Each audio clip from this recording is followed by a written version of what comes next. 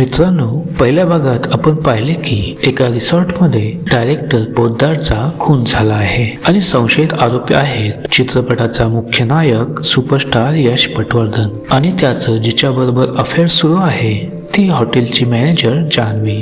Police तपास सुरू असताना सर्व पुरावे यश पटवर्धनच्या विरोधात सापडतात. आता पाहूयात पुढे काय घडते.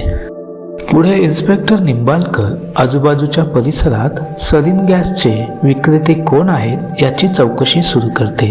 हॉटेलचा सीसीटीव्ही ऑपरेटर 3 दिवस गायब आहे. तेव्हा त्याच्या रूमची झडती घेतली जाते. तेव्हा तिथे ऑपरेटरचा खून झालेला आढळतो. त्यामुळे नाटकाच्या सर्व टीमला बोलावून त्यांची सखोल चौकशी केली जाते. तेव्हा जान्हवीकडून समजतं की हॉटेलचा कुक सनी ऑपरेटरच्या रूम मध्ये जेवण आणि नाश्ता घेऊन जात असतो. पुढे इन्स्पेक्टर निंबाळकर सनीची चौकशी करण्यासाठी किचन रूम मध्ये जातात, पण तिथे सनीचा खून झालेला असतो.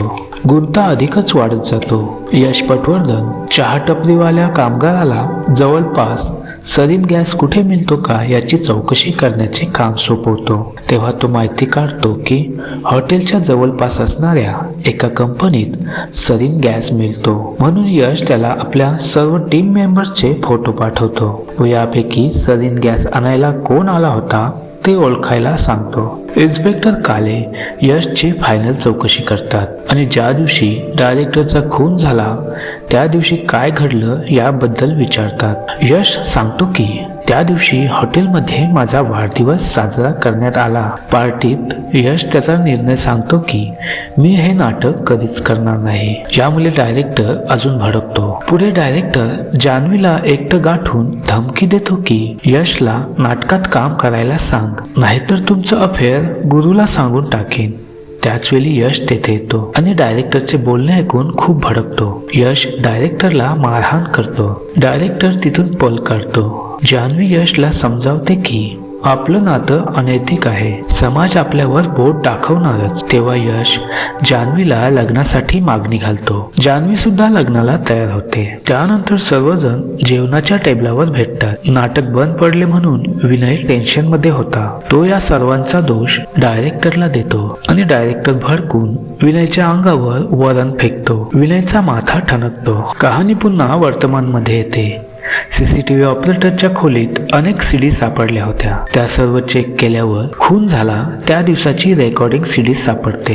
त्या सीडीमध्ये असे दिसते की डायरेक्टरच्या खोलीत विनय, नंतर यश आणि सर्वात शेवटी जान्हवी गेली होती. विनयची चौकशी केली असता तो सांगतो की जेवणाच्या टेबलावर डायरेक्टरने अपमान केल्यामुळे त्याचा खूप राग आला होता. म्हणून त्या रात्री डायरेक्टरच्या खोलीत जाऊन त्याला चांगलेच कान फटवले. पुढे डायरेक्टरच्या रूम मध्ये तुटलेला सँडलचा हेल सापडला होता असे तपासणीमध्ये समजते. पण निशापर्यंत पोहोचण्याआधीच कुणीतरी निशाला मारण्याचा प्रयत्न करत असतो. तेव्हा जान्हवी निशाच्या खोलीत पोहोचते आणि तो खुनी जान्हवीला किडनॅप करतो. इतक्यात यशला चहाच्या टपरीवाल्या माणसाचा फोन येतो. यशने जो ग्रुप फोटो पाठवला होता त्यामध्ये सरीन गॅस नेणाऱ्या व्यक्तीला त्याने ओळखले होते. त्यामुळे यशला आता खून करणाऱ्याचा पत्ता लागला होता. तो जान्हवीच्या शोधात निशाच्या खोलीत जातो. तेव्हा निशा रूम मध्ये बेशुद्ध अवस्थेत पडलेली असते. निशा त्याला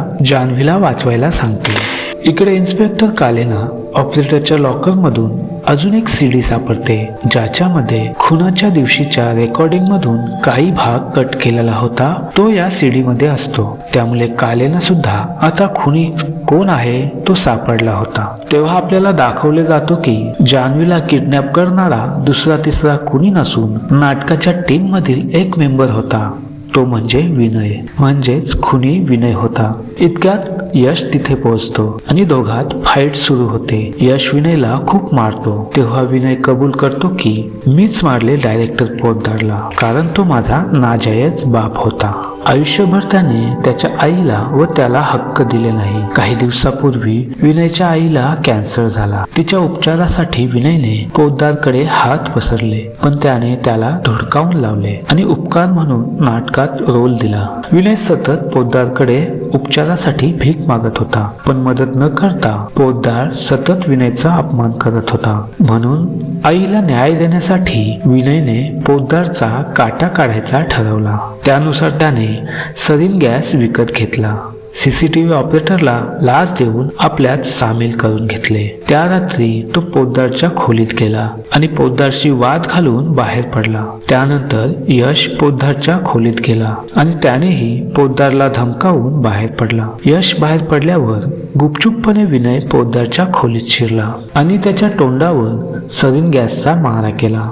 गॅसमुळे श्वास गुदमरून पोद्दारचा जागीच मृत्यू झाला. विनय त्या रूम मध्ये लपला आणि रूम सर्व्हिसचं बटन दाबलं. त्याला वाटलं जान्हवी येईल, पण त्याआधी निशा त्या रूम मध्ये पोहोचली आणि डायरेक्टरची डेड बॉडी बघून किंचाळली.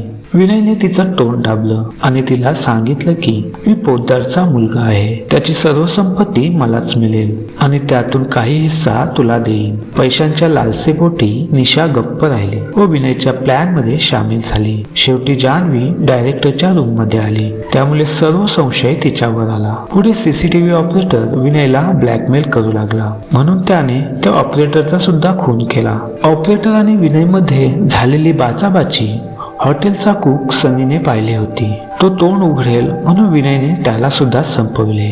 या खुनात जान्हवी अडकली असती म्हणून यशने मुद्दामहून सर्व पुरावे त्याच्या विरोधात उभे केले होते. यशचे हे प्रेम पाहून गुरुने जान्हवीला तिच्या बंधनातून मुक्त केले आणि शेवटी यशला त्याचं प्रेम मिळालं. तर मित्रांनो, तुम्हाला ही गोष्ट कशी वाटली कमेंट करून जरूर सांगा. तर भेटूया पुन्हा अशाच एका रहस्यमयी कहाणीसोबत. तोपर्यंत काळजी घ्या, हसत राहा, कारण जीना इसी का नाम है.